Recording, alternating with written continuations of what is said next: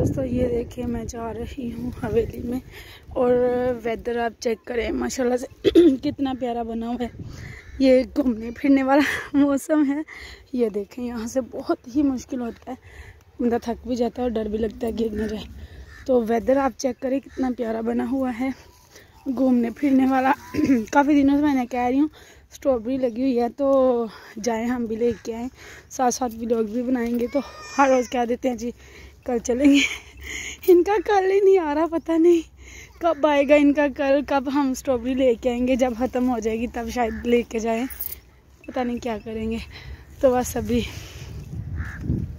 ये देखें इधर ही अपने गांव में ही घूम फिर कर एंजॉय कर लेते हैं। इतना अच्छा मौसम है और इतना दिल भी करता है कि इस मौसम में बंदा चाहे घूमे फिरे, बच्चों के साथ एंजॉय करे। खैर कल तो संडे है, कल कोशिश करूँगी कि मान जाए, लेकिन लगता नहीं है। फिर इन्होंने कल का कह देना जी कल चलेंगे।